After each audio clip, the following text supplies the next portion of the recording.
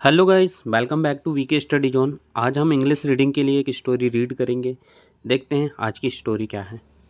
One day a fox was hungry. One day यानी एक दिन, ए फॉक्स यानी होता है लोमड़ी, वाज यानी था, हंग्री यानी भूखा या भूखी। एक दिन एक लोमड़ी भूखी थी। He had nothing to eat. Had यानी होता है था, नथिंग यानी होता है कुछ नहीं, टू ईट यानी खाने के लिए। एक लोमड़ी भूखी थी, उसके पास खाने के लिए कुछ नहीं था। He went here and there in search of food.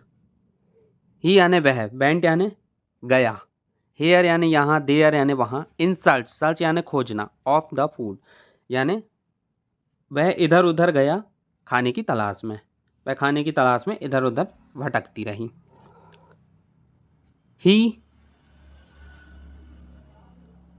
wandered about the whole day long, but could getting nothing to eat. वॉन्ड्रेड यानी होता है फिरते, घूमते फिरते, अबाउट यानी होता है के बारे में, होल डे यानी साबुत, लॉन्ग वह भटकते रही, वह दिन भर इधर उधर भटकते रही। But could not nothing to eat, लेकिन उसे वहाँ खाने के लिए कुछ नहीं मिला।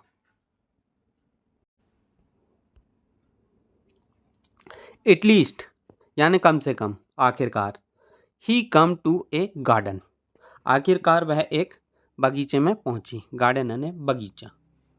There he saw grapes hanging for a vines. There यानी होता है वहाँ, ही शो उसने देखा, ग्रेप्स यानी अंगूर, हैंगिंग यानी होता है लटकना या लटकते हुए, फ्रॉम ए बेंस उसने वहाँ एक अंगूर देखा, वेंस यानी होता है बेला, उसने वहाँ एक बेल में लटके अंगूर देखे। He the grapes were ripe and nice. Grapes यानी होता है अंगूर, राइप यानी होता है रसीले, नाइस यानी होते हैं अच्छे। अंगूर पके और अच्छे थे, रसीले थे। His mouth watered to the see the grapes.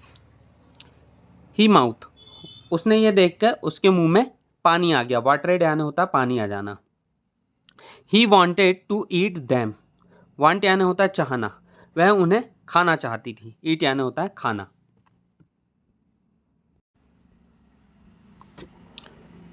The grapes were high up. तो ग्रेप्स जो थे वो वेयर यानी कहाँ थे, हाई अप यानी खूब ऊंचाई पे थे। अंगूर जो थे वो खूब ऊंचाई पर थे। He jumped again and again to get the grapes. वह अंगूर तक पहुंचने के लिए बार बार उछलती रही या जंप करती गई। But in vain they were not high from him. पर उसका ये करना व्यर्थ रहा, वे उसके लिए बहुत ऊंचे थे, तो वो जंप करती रही लेकिन उन्हें पा ना सकी। At least he was tired.